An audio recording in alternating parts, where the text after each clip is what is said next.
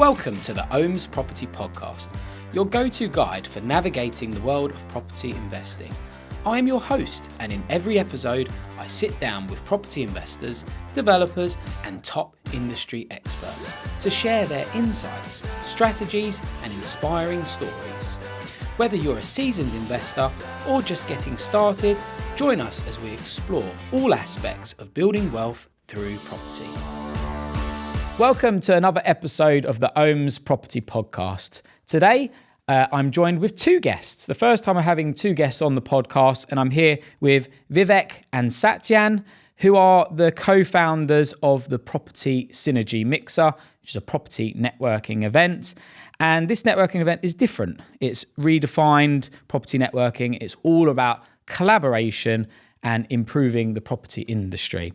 Together, Vivek and Satyan have done their first joint venture, and we're going to discuss that today in detail and get to know them. Welcome, guys. How are you doing? Great. We're doing great. Thank you for inviting us. A bit nervous as well. Oh, thanks. Don't be nervous. Thanks for coming in. Let's just pretend that we're mates in a coffee shop and there's no microphones and cameras. Those are always the best ways to start a podcast off. So I've got some questions for you guys, and I think what would be really good to do is for people listening and watching just to start off by getting to know you. It's always the best thing to do. So we'll start with Vivek. Vivek, just give us a background as to who you are, what you've done to date, perhaps your career and what you're doing in property, and then I'll move on to Satyan to do the same as well. Sure. Thanks, Omer. And thanks for giving us this opportunity to come over here. And thank you to all the audience who are listening to this. So about me, it's kind of a very loaded question, who am I and what I do, but I'll start with, I'll hone it down to that will connect with the audience better.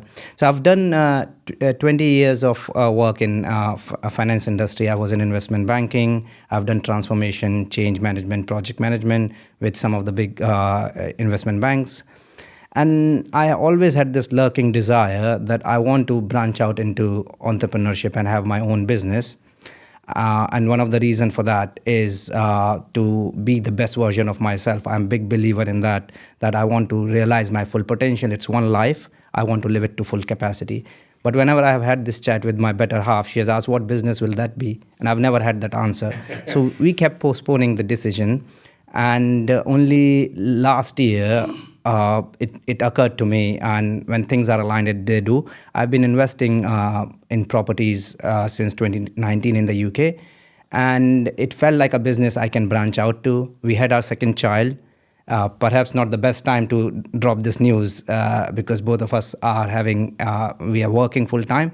But somehow my wife, maybe it was her post-pregnancy hormones or whatever, she kind of agreed to it. She said, okay, I give you a year, go prove yourself out. And I think she was thinking, let's put this to bed. Yeah. He has been talking about this every now and then. So let him do what he wants to do. And after a year, he'll come back to his senses. So that's where Accelerate Property was founded. And it's a company I founded last year. And we have been doing property development with Satyan, who I met through work. I also, as you mentioned, we also went into property hosting. And as I think any entrepreneurship journey is, you start with something in mind. You don't achieve many things. One of the financial goal I set for 1 year, I didn't meet, I must say. But there are a lot of things I learned and also branched out to other businesses. So I'm now doing residential utility business. I'm also doing freight and logistics brokerage in the US. So I'm trying to run 4 businesses. In addition, I'm also branching out like all successful property developers have done, setting up my own letting company, setting up construction business. So all these ancillary businesses are sticking together. Now, there is a critical mass. All these businesses have to gather before they start really cash flowing and financially make the decision viable. But I think there are a lot of other things that I've gained from this journey, and especially one of the founding pillar of any of my business was how I'm helping the society and people around me. So that's the guiding principle as a social enterprise. When we build an HMO or provide housing to people, we are not just thinking, how much ROI are we getting, what numbers are we getting? Rather, we are also thinking, are people going to be comfortable here? So it's about doing something where we can give value back to the society and then be proud of what we are doing. Sorry to interrupt, but I just wanted to introduce a sponsor of the channel. Trinity Finance is a directly authorised FCA regulated mortgage brokerage. Founded in 2015 with over 30 mortgage brokers, we're really well placed to help you with all your property finance needs. Starting with first-time buyers and those moving home, we also help people remortgaging residential and buy-to-let property. Alongside that, we specialise in ground-up development, commercial lending, HMO funding, mezzanine, auction, and also your traditional buy-to-let. If that's of interest, get in contact with us via email at info@trinityfinance.co.uk, or you can give us a ring on 01322 907 000, and we look forward to hearing from you. That's amazing. I'm going to ask you a question at the end about whether your wife has permitted you to carry on beyond 12 months, but we'll save that question for a little bit later on during the show. Excellent. Thank you for introducing yourself. Satyan, can you do the same as well? Hi, Omer. Hi, everyone. Thank you for providing the opportunity. Our stories are very similar, but we have some, nuances and differences. Again, 20 years in corporate life, financial consulting, worked with all the big brands, big names in banking, investment banking, retail banking. I think I always had that spark in me for doing something of my own, setting my own business. We all come with our own baggages, positive and negative attributes, and your childhood, how you have spent your childhood, your formative years. And a lot of them came from my father. I mean, he was a successful businessman, but when I was very little, we kind of lost everything due to persecution. We lived as refugees for almost 10 years. And I saw him start life from scratch, literally from scratch, but never losing hope. So he always had a business in spirit in his mind, and which kept us going. So I always had that in the back of my mind, and there's never a good time to start or when to start this. So the most important thing I would say, when I left my job last year and bumped into Vivek, most important thing is why I did this is because I could. I don't think not many people have that flexibility or privilege. I have to acknowledge that, and Vivek would agree to that. We both have hardworking, good, supportive wives, and the thing is, our house is being taken care of. So we don't have to worry about financials that much, and that gives a flexibility. I think it's a privilege that we are able to leave our jobs and without income do something new. And property is a slow burn. It's not a quick money. It's about assets and building and learning completely new skills. And so I have to acknowledge that we did this because we were able to. And also, it ticks all the boxes, starting your own business and in property, it's about building an asset and something that you can leave behind as a heritage or as to your next generation. And also about working something towards the society. I mean, in banking, in IT, the most we learn about people is use cases or scenarios. But in here, when we started working, we quickly realized it's actually we are meeting people whose life are affected by what we do. And that was a drastic change. And we soon realized, what we have to do, we have to keep in mind. It's people's lives. It's not about buildings. Because if you think every house, every residential house is a home for somebody. And every commercial building is an office for somebody. So you actually are impacting people's lives. And so you have to keep that in mind. I think that's what kind of made me push further. And that, property is the right choice because it ticks the boxes of making sustainable income with assets, and it's also working with the real people. That's really good. Well, guys, you're in the right space because I'm not sure how much your wives want to talk to you about property. My experience on that is don't talk about property in front of me. You can talk about it with your friends, but I'm not interested. I'm not sure if yours are as cutthroat as mine is, but you're in the right space because we can talk about property on this show for as long as we're as blue as in the face, as they say. So right, let's get stuck into some questions then. Thank you for introducing yourselves. I mentioned that you guys are the hosts and the founders of Property Synergy Mixer. So the first question I've got is, why was that sparked as an idea, and what was the reason that you founded Property Synergy Mixer? This is what Satyan is very good at. He lets me take the lead, and he supports from the or behind. strategically lets you answer the questions he doesn't want to. Could be another way of looking at it. I think he's such a good sort of business partner. He's not that worried about the limelight. He lets me take, and then he listens to the suggestions. So we have complementary skills. It's working well. Brilliant. So Property Synergy Mixer, the idea was born because when I left my corporate, while we had our wife supporting and running the bills, I knew it is not enough money to run the family. We had a bit of, in our case, we had a bit of rental income, but I had saved money for my business venture. And one thing I'm a firm believer on, and the best investment advice that Warren Buffett gives is, the best investment is the investment you make in yourself. The more you learn, the more you earn. And I fully believe in it. So April last year, I left the corporate world. May, I went for my property education. I spent tens of grants first. So that money, I sidelined a bit for education and training.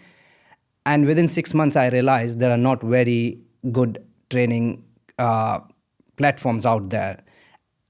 When I went for a few property networking events, some of them were good, some of them not so good. But what I realized, and this is what we bounced ideas together, was that the real learning comes from being in the right ecosystem. It's not what is taught from the stage or what people say. When you talk to people who have walked that path, and you have to mix with the right people and keep pestering them sometimes as well. But they will help you without asking for anything in return. And there are lots of names but I will not quote any names here. So then I think what we realized, okay, there are some good networking events, but nothing is happening.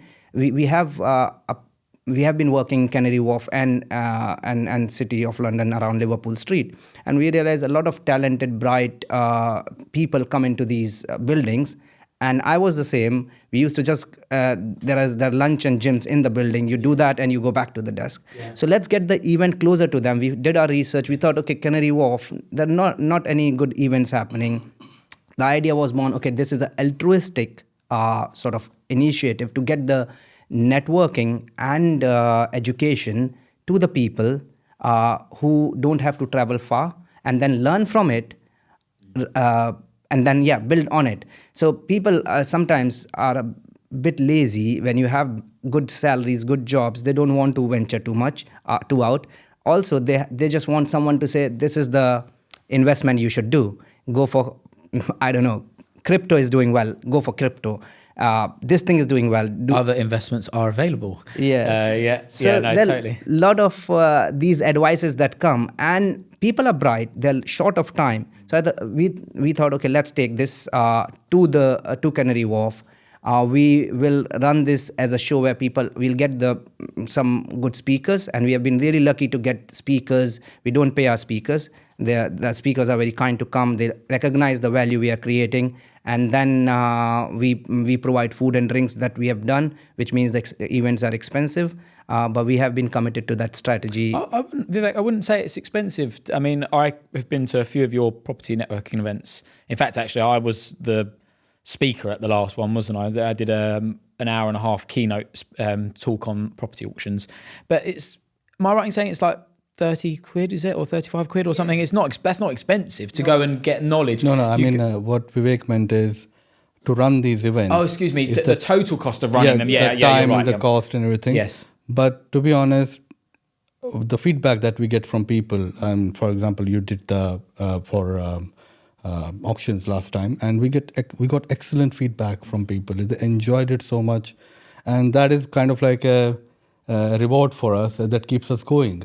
Yeah, totally. Monetarily, we don't make anything. Yeah, so this is not a profit-making exercise running this business. It's essentially to establish your own knowledge and grow yourselves and your network around you, and actually to be there as people watching these talks to learn and sponge up that information, but to feel like you're actually providing something back which is inexpensive for the people attending, compared to some property educational courses, which are tens of thousands of pounds. And by the way, some of those might be fantastic, some of them are not. And so we can't, say all of them are shocking, but there are some which people spend a lot of money and then feel like they haven't had much value. And they're in sort of intensive periods of time, whereas property networking in general is more of a longer term, building contacts, getting to know your peers, friendships, and feeling like you're part of a community as well. Having said that, I agree, but I'm the best example of why property networking. Because when I bumped into Vivek, he had already done his training course and he already spent, I think, 12,000 pounds. Yes. And the first thing he told me was, no, don't do that. Yeah. I already have all the material, all the knowledge. So you can have it. you have it. Yeah. Free. Thank you for that. Yeah. But then we started attending these property events, all over the place, and the value, just talking to people. And we were lucky enough to find really kind people who helped us. Some people took us to some of the sites. You have also, provided us a lot of information, a lot of knowledge. And I remember we went to a site once and Vivek and we're like, this one visit is worth more than 1 month in a property course. And because we, just by seeing that 1 hour site visit, helped us envision what we want to do. I'm conscious of not just completely slagging off all property education, because I know that is something it's actually quite easy to do that. Yeah. If you look at property education in general, there's neuro-linguistic programming that's used and all these techniques that some educators use.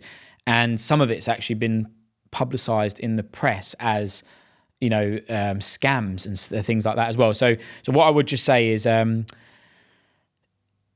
people need to do their own research. Sometimes it's great, and then other times it's not. And I would say that's the key thing, is that they make educated decisions on property education. Yeah, and if I hadn't bumped into Vivek, or if I hadn't done this first, I would have done the same. Because investing in property is a lot of money initially. And in the grand scheme of things, people think 5,000, 10,000 is not that much because we are buying a property worth hundreds of thousands or something. Mm-hmm. So they want to do it right. So if you're alone, if you're initially beginning, maybe if you don't have any other avenue or don't have right guidance, I think that's what I would have done. Yeah, and I would have joined a property mentor course or invest. Now, you don't have experience of being on that course, but Vivek does. And I, in my very early career in establishing into property, had gone on a free type education that then lent to the next course and the next course and the next course into thousands of pounds for masterminds. And for anyone who's listening who wants to know perhaps what maybe some of the red flags are, but this is again not to say that the education might not be value for money for you, but some of the red flags would be lots of time pressure to make decisions in very short periods of time, long drawn out days where you're tired because you're expected to be in a room listening to someone speak for a very long period of time. Anything that involves running to the back of the room with your credit card, you can probably say, decisions should be made in a no time pressure environment. And also, the only other things I would say is, if you're going to get a property education, you should try to speak to learn from someone who perhaps is doing what you want to do. So sometimes there are courses by people that are, teaching about scaling a massive HMO property portfolio, but then you find out the individual has never bought or owned a property ever. And so I wouldn't actually say that person might not be a great educator. They may be fantastic. So we can't say that about everyone, but these are just little red flags to look out for that would say, go and do some due diligence, read up about this education firm online, Google it, read, establish it, check, make a pragmatic, sensible decision. And then if it's right for you, it may be fantastic, but it also could not be. So it's do your background, do your homework before joining any course. I would say that. I will also add, some of these, it's what you get from them. So I spent 10 grand plus, and I think education wise, it wasn't as valuable, but the connections I made, and those connections have stuck by. So as you rightly said, there are certain red flags you need to watch out for. Other thing I would say is, if you have a pot of money, you should decide X percentages for education, that is training, education, marketing budget, any business. Because these days, the way the regulatory and the economic climate is, property is a business. Yeah. It is not as easy to run properties as it was 10, 15 years ago. So compartmentalize your budget. This is my training budget. What one should not do is put 100% on training and then not leave for because I know some people have spent 50 grand on education, and I know that was the deposit that they could have used for their first property. But let's even buy one. Yeah. I've bought properties in 50 grand, and there are properties that can be bought in that budget, right? Or it's a good deposit, yeah. But so let's just say also, to add to this, for anyone who is listening that's brand new, start with free education first. Read a book. Research the topic you want to learn about, listen to podcasts, YouTube events, go to networking events, YouTube. Research first, sponge everything up that's free in your own time, and then from there you can make decisions on that. I think that would be very sensible advice. And just to also add, in Property Synergy Mixer, when you come, you'll not see those red flags because there's no selling, is there? It's a strictly no sales event. That's one of the principle we have kept. There's no running to the back of the room, and we have been fortunate to get sponsors on board, and the sponsors are lovely as well. They only talk about education, less sales. So it's very relaxed. Which is how atmosphere. It should be, for sure. Okay, guys, I'm going to ask you some questions then. So the next sort of question I'd like to establish with you is, now I have a business where I have a business partner. So an existing business, and I own half of it and the other chap owns the half of it. And actually we've just got to just over 10 years of running that business together, okay? And we have very different skill sets, and we're very different people, and that's actually complemented us for 10 years. But there are some statistics out there that businesses where there are more than one individual, and these statistics are very, very publicly well known. You can see them online. Maybe I'll try and find an article to this and put it at the bottom of the YouTube video. But there are lots of statistics to show that businesses with more than one owner, shareholder, director fail at a rapid pace. Okay, so getting through your first year, a certain amount drop off. Getting through your next year, they drop off. And if you're together after 5, I would definitely say more than 90% of businesses that establish fail within the first, or after at least within that 5-year time frame, which is quite scary to think about. Now, I'm not saying for 1 minute that you guys who are now done your first venture, I was saying that you're going to do that, but it's kind of interesting to know that is what the majority of businesses go through in terms of partnerships or joint ownership. And so my question to you both is around, why did you choose to collaborate on your networking event, on your first property transaction? If you could just talk me through your decision-making, why you've done that. First of all, we knew each other because we have worked with each other before for a couple of years in a corporate environment. So we knew each other's skills, and we have complementary skills, and helping each other because, again, we have busy family lives. So half of the things that we have done, including this Property Synergy Mixer, we couldn't have done if we were not there to help each other, to take the workload on, to promote the event, promote the business, look for the properties while promoting the event. So I think joining hands together it's logical because we cut the workload by half. We know these are 10 things to do. One person cannot do these 10 things, so half of the things you will do, half of I will do. But having said that, yes, future is unknown. We don't know how it will go. But so far, it has been good. We don't have. It's a difficult question to answer. That one, isn't it? Well, nobody knows the future. We have had our moments. I think someone very wise I met through property networking event said, "It's like having another marriage. Are you ready for it?" He did advise me, if you're going for it, be very sure, because he quoted very similar to you, a lot of statistics, and then it wasn't like don't go for it, but have you considered all these things? Now, I think we already had the trust, which made it easy.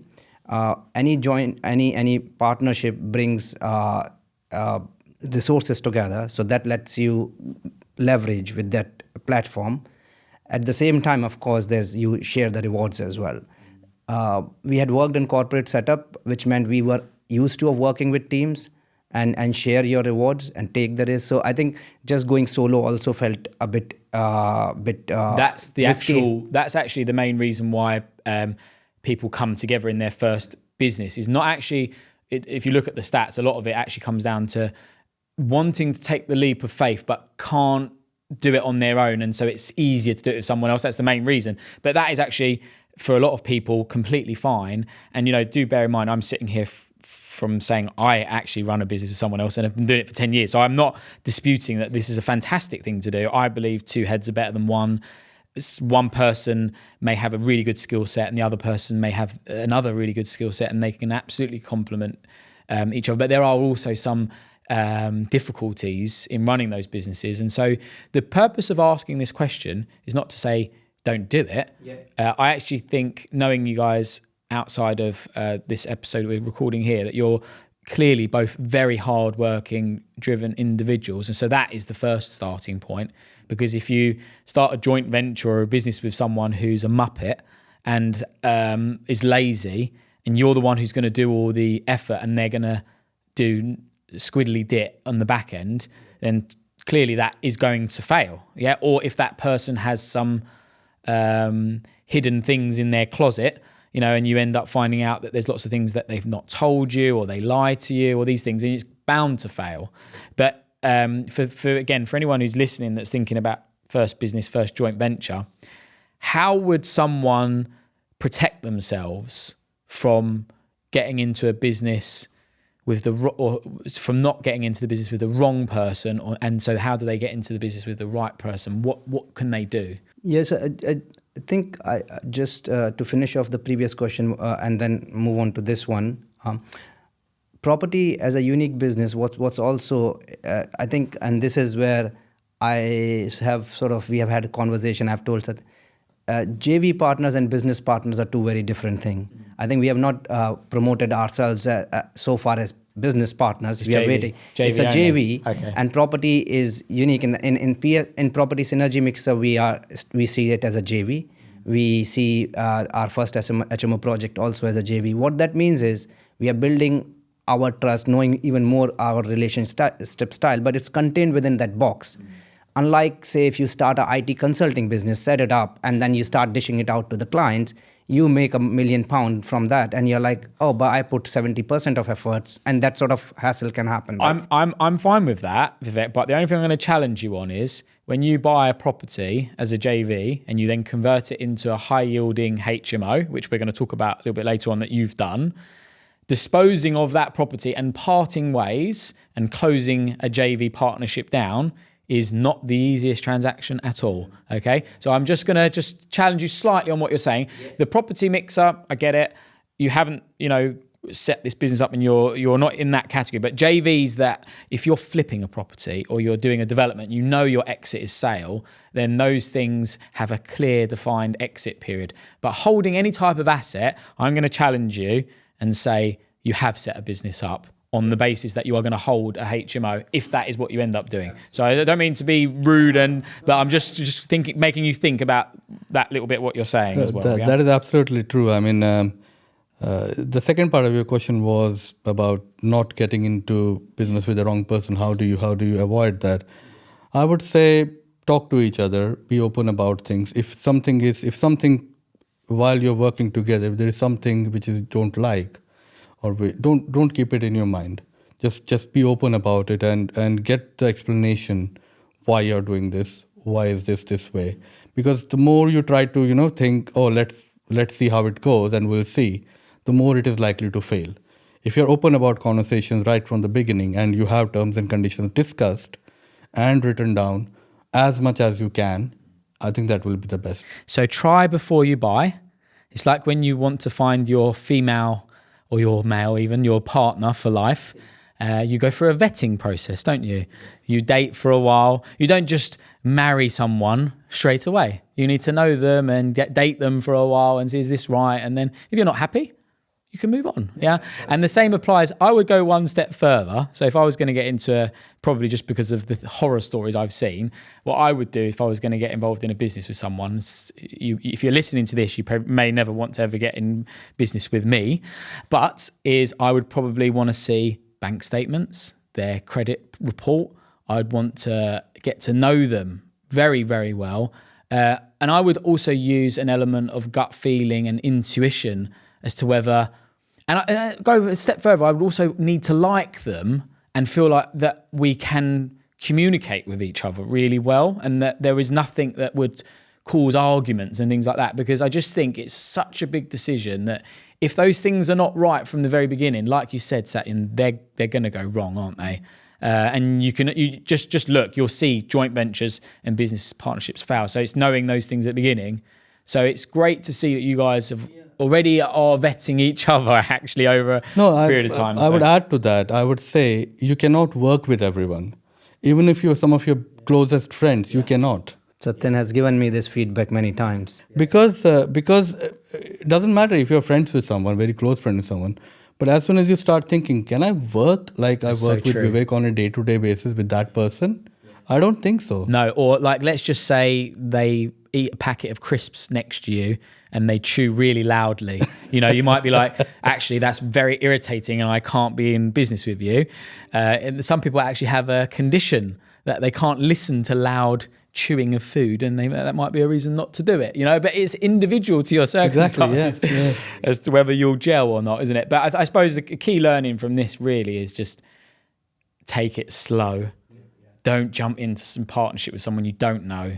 No, it's kind of a recipe for disaster if you do that. I think Satyan's wife was very kind to invite us for lunch and dinner. I think she saw that it's not a flip, it's a long-term relationship. It's good to know the families as well, and we did the same. So that way I'm not saying it is for everyone, but we went as far as making sure we know there is that trust in everyone. And just on the point of arguments, I think when you choose a business partner, there will be arguments, there will be disagreements. What's important is, can you then clear up those arguments with an open communication and have that courage to speak to them, and that's very, very important. So otherwise it just keeps building, and it's got to be done in a constructive way, hasn't it? And you know, people that act emotionally and just shout at each other over something they don't agree with, that's not going to move anything forward. It needs to be an open, and you need to understand the other person's perspective and then consider things. And so on that then, JV agreements, business partnerships, it's very well known that those things, because there are disputes and things that happen, it's very well known that you should go and engage and have an agreement drawn up between you. Is that something you guys will do? Is that something you would recommend, to have a joint venture partnership agreement where you can iron out these things? I think if you ask, textbook answer is yes, you should have. Yeah. We had a good discussion about it. So we started writing head of terms. Yes. And it is, not having done any business, we didn't even know what can we anticipate. So we could go to ChatGPT and answer. Of course, but there are some things that are really good for that. And I don't think we should waste too much time on this, but I would just say, like, what happens, God forbid, if one of you, passes away, what happens? And those things, if they're not written down, they may not be what you wanted them to happen. We have discussed that at length, and we have kept it open-ended as well, because as we are going through building our business, there are some points which will be added to that. Running like we have set up a HMO, but now we have to run it. So there might be something that will come when we are running it. He might want something, I might want something. So how do we resolve that? So there are still open points there. So be flexible about it. Discuss everything. By the way, I'm not telling you have to do these things, guys. It's just an ongoing conversation. We have our agreement with us, which we are using, but we haven't signed that in blood. We want to sign it after our HMO is ready. So but we have general head of terms agreed as well. And it's also, I would say, like we learn in a relationship, never go mad to bed. That is one thing which we have learned, and I have to credit Vivek for that. If we have an argument or we disagree on something, I know every time, after 5, 10, half an hour, Vivek will call back and say, hey, no hard feelings, Then we'll discuss a little bit about that argument, why it happened and why it shouldn't, why we shouldn't carry it forward. Let's resolve this there and then. Good. Done. Excellent. Guys, right, let's start now chatting about your transaction that you're doing at the moment. So could you tell me a bit about this project that you've actively been working on? How's it going? Maybe if you could share any details on the numbers and things like that, would be very interesting for people listening to see what you guys are working on together. Yeah, it started, again, when starting in property, the first thing obviously is to educate yourself, learn as much as you, to talk to people, but then you have to decide on your strategy. Because every strategy in property has its own sets of rules and regulations and what to do, what not to do. It took us quite some time to land on HMOs. And then the area, where it depends on your personal circumstances, how far you want it to be on a day-to-day commute, day-to-day travel, what's your budget, what is the outcome you want, and obviously the numbers as well. And the planning considerations. Lots of things. We viewed almost 60 to 70, not viewed, we offered 60 to 70 places before this got accepted and this kind of landed in because we were very strict on our numbers. Yeah. If it doesn't work theoretically, it won't work practically. And That's one good thing we learned. I learned from that property education, that reverse engineer your numbers. So that as you were saying before, there are nuggets you can pick, and that could be also very useful. Yeah. So tell me about the deal then. What's the first property that you've purchased? We purchased a semi-detached house in Dover. It is right across station. The location where it was really good.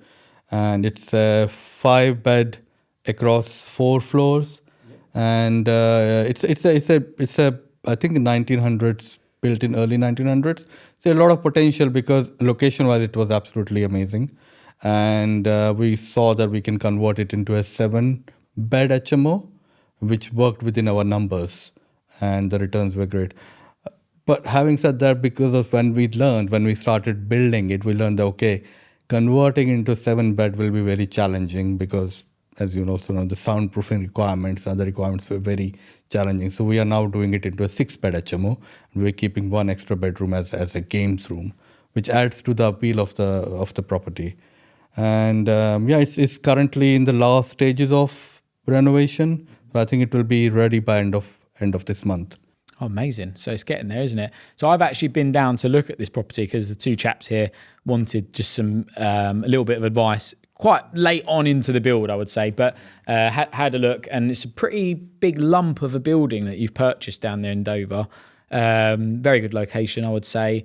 So what was the purchase price? 270. 270? Without the stamp duty. Without the stamp duty. So stamp duty on top, and then do you know how much you're going to spend totally doing this conversion? Oh yeah, we know all the numbers. I'm sure you do. Yeah. Tell me then, what's the purchase? So I think, so I'll tell the numbers and the story after. So we purchased this for 270. Our build plus stamp duty will get us to 400,000. Total spend is 400,000. Furnishing around 5 to 10 grand for it. That's 410 for the project. That includes architect and all the professional services as well. So 410,000 total spend, yeah? Yeah. And we are planning to get get the valuation of 500. So that 500,000 as a HMO. If it was a 7-bed, it would have been, you know how the HMO evaluation is. It'll be much more. Also, it'll be more predictable. Yes. So as a 6-bed, we have already got C4 planning approval. I just want to break this down, Vivek, just for some people because you've got to remember, some people on this show, we're talking like at the moment where it's 3 HMO experts, right? You've done your first one, I've done a number, but I'm just thinking someone's listening to this, they might think, what the hell is a HMO and what the hell is Article 4? So let's just quickly do that and then you can carry on. But so HMO is a house in multiple occupation. It's if you take a residential house and you rent it to more than one person, typically done via renting rooms that have their own tenancy agreements. And most of the time you rent a property inclusive of bills, but not always. And there's some shared kitchen space, washing machines and bits and pieces and there's different grades of HMOs. Some people do like social housing HMOs or blue collar worker type HMOs, and other people would do luxury, high end, all singing, all dancing, will change your bed sheets for you and everything, HMOs, yeah? So you've done, you're doing your first, and the area that you're operating in, it is or it isn't an Article 4 area? It isn't. It isn't, That's the main reason we went that far. So but I'll let you talk about that. Yeah, that's fine. So just to briefly touch on that, Article 4 is a restriction on converting a house from C3 residential to a house in multiple occupation. That means you need planning permission.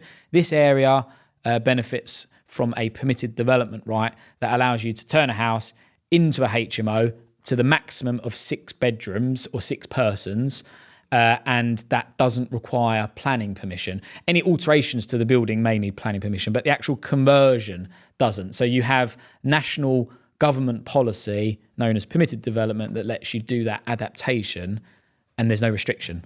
So it was you chose the area strategically because you knew you could take that house and make it as a HMO rather than having to ask the planning department in Dover, can we do this? Of which you may have had an unknown decision whether they would allow you to do that or not.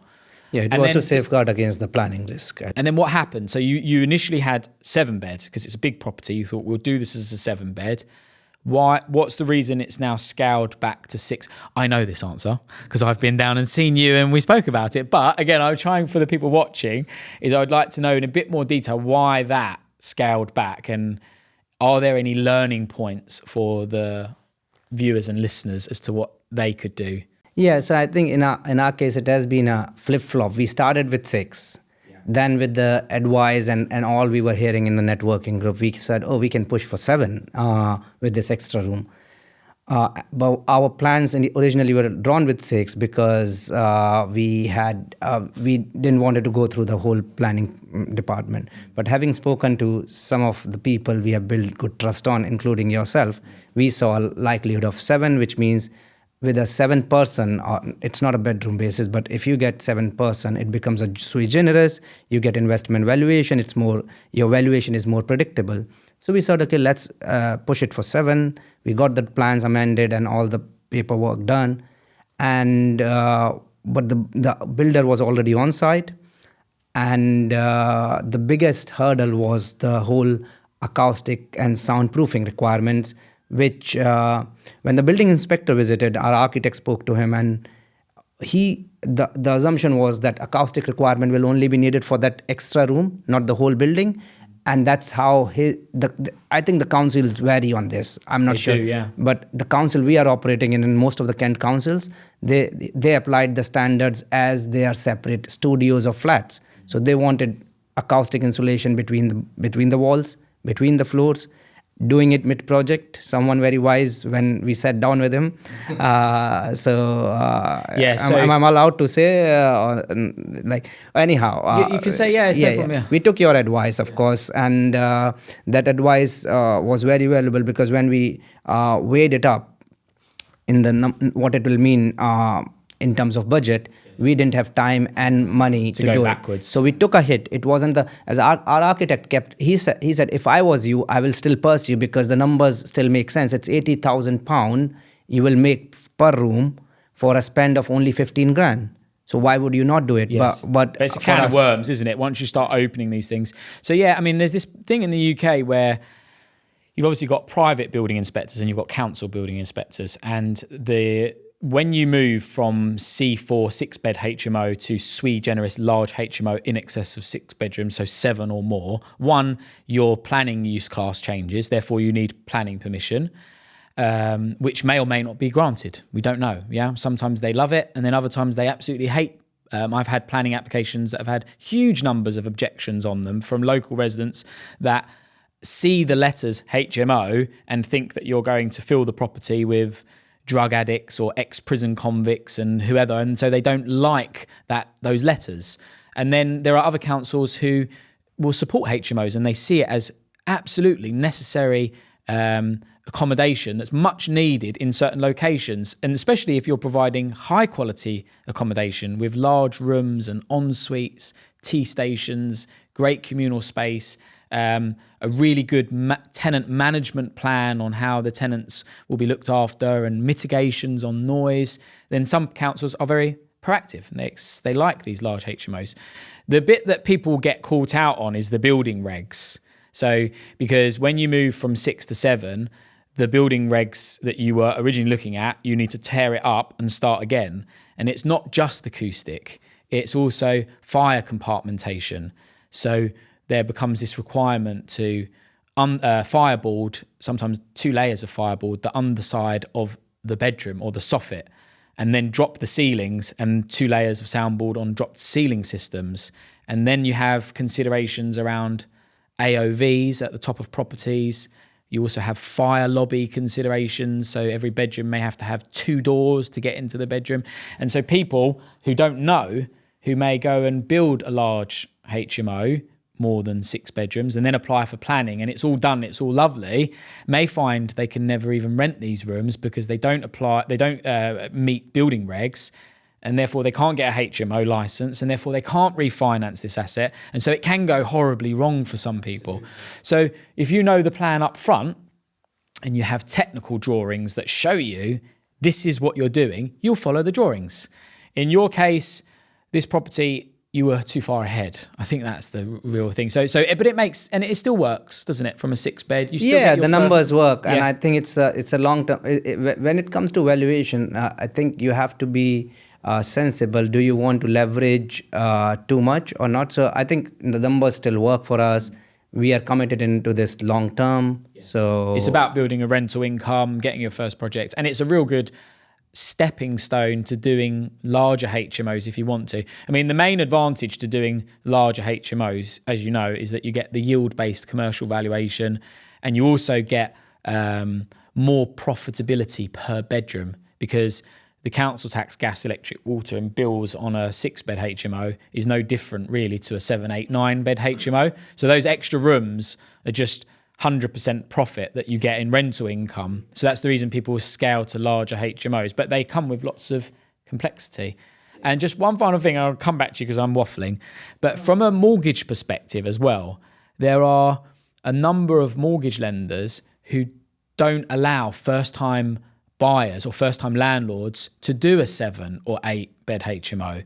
They will want at least some buy-to-let experience, or at least some HMO experience, or at least because large HMO investing is considered an advanced property strategy. And if you've never bought a property and you're coming in saying, I'm going to do a 7, 8-bed HMO, the lender's sort of thinking, whoa, can you do that? Can you pull that off? What experience do you have? So they have these rules. So that's also interesting. So I think like the natural progression of home ownership, landlord, buy-to-let, bit of experience, you understand it, learning, developing, education, first 6-bed HMO, now moving to a bigger, that's a really lovely progression for people, and it teaches you a lot along the way of doing that as well. It is a learning curve. You have to go through the steps one by one. Otherwise, you're rushing into it, and I think that's a recipe for disaster. At least for us, yeah. It has been slow, but we are learning. We are learning a lot. Yeah. Totally. So on that then, the next question I had was, I feel like we've answered a bit of this, but what is the biggest learning curve so far on this HMO project? Is it the plan is the most important thing at the beginning, or is there anything else that you've learned about the contractor choice, or what's your biggest learning curve? I think it's a mix of everything. It's obviously the first one is know your numbers, work on your numbers, reverse engineer your numbers, because something is going to go wrong, and then the profitable business is going to be not working for you very quickly. Yeah. And know what where you're investing, know the area, do your research properly before stepping into it. And then know that you have to work with a lot of different departments. It's hard work. It's not just one planning application, one department. You have building control, which is a completely separate department. They don't talk to the planning permission people. And then you have HMO officer, you have fire brigade, you have fire, you have to go through you have to learn a lot to understand all these regulations. And if you want to do business right, make sure you meet them all. Don't take shortcuts. And there's a lot of selection of. So I think it depends, very important what circumstances you are. So we were in a position where we are full time into this. A lot of because ultimately HMO or any property, a lot of people are doing it as a part-time strategy.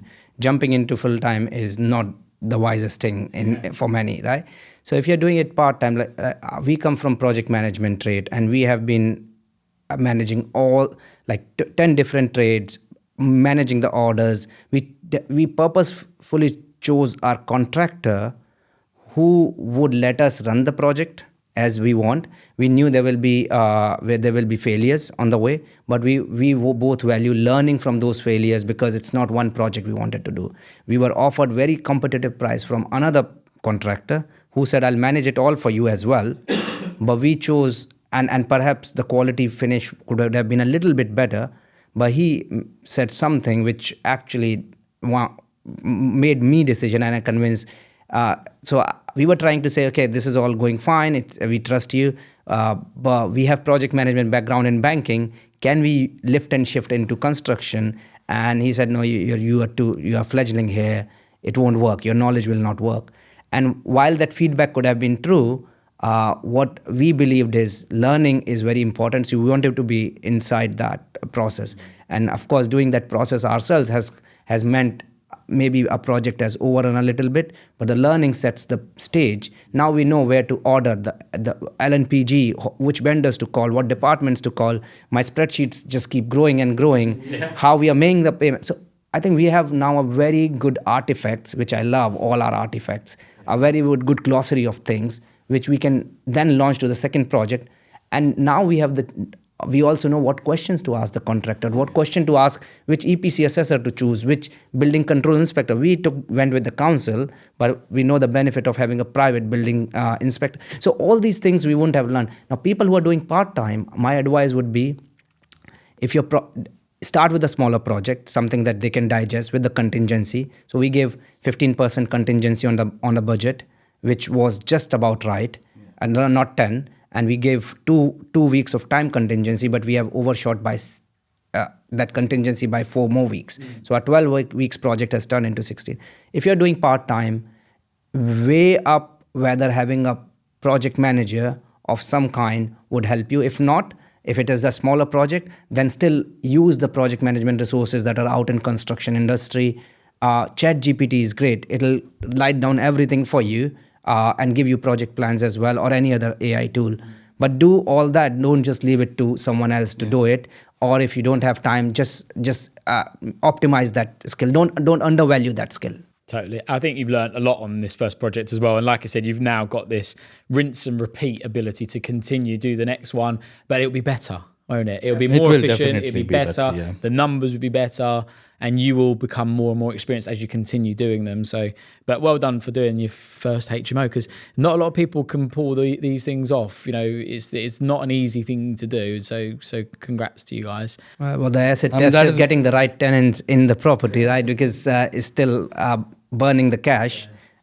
So when we get the tenants, that is where, even if people are doing it part-time, that is what they have to keep in mind.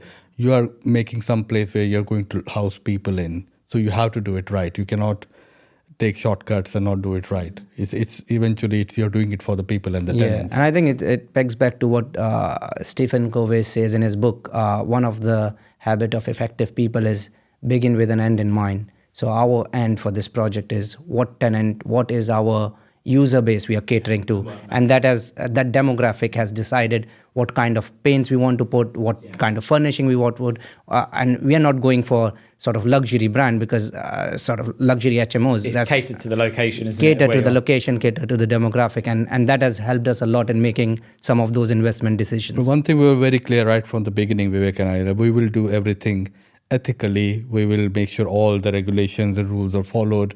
And that is not... Don't cut corners, for sure. Definitely. And that is not something and good thing we both agree on that. Yeah, I think we have worked in regulatory for long enough. Right, guys, I've got a question for you. Now, before I ask this final question, please do note that I have been to speak at your property synergy mixer. I think it's fantastic, okay? But rather than me promote this, I'm going to ask you a question about it, because I think what we need to do is hear from you guys about the property synergy mixer, for anyone who's out there that wants something inexpensive and try to develop their knowledge. And the question from me is, do property networking events actually work, or are they just more ego boosting events, people boasting about, I've done this deal, I've done that deal? And do people actually get value from attending a property networking event? I think the answer is it depends. Unfortunately, it's shades of gray.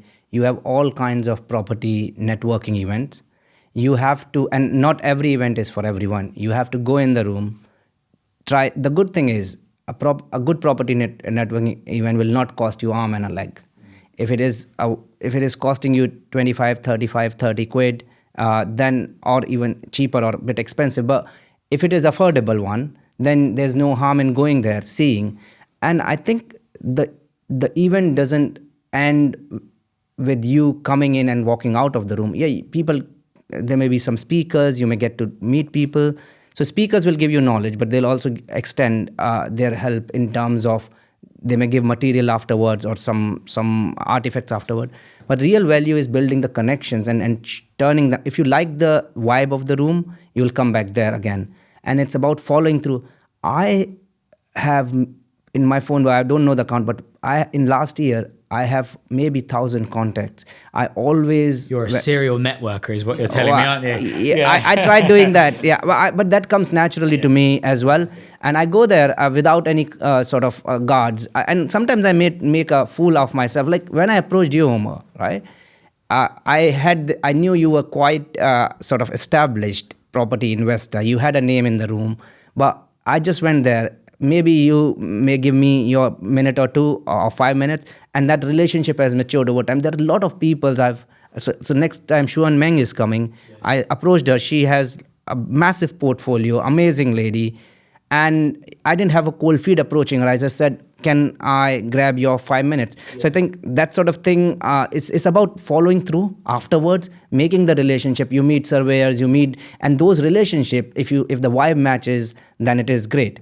Now coming back to ego boosting, so there is a sort of our purpose as well. Why I am doing it, and Satyan can explain. I have this desire, why when I left corporate, to align my work goals with my life goals. That was I've suffered from autoimmune condition, ulcerative colitis, that almost brought me to bed. I've had a couple of mental breakdowns between 30 and 40. So as I turned 40, which is perfect age for midlife crisis, I was like, I want to align my life goals and work goals. That's why I started entrepreneurship. And one of that life goal is to be a confident public speaker and speak on TED Talks. And you're doing a fantastic job, Vivek, and the event is brilliant. So continue doing what you're doing, because it's not often you find an event that you go to and you think, well, these hosts are fantastic. It's well organized.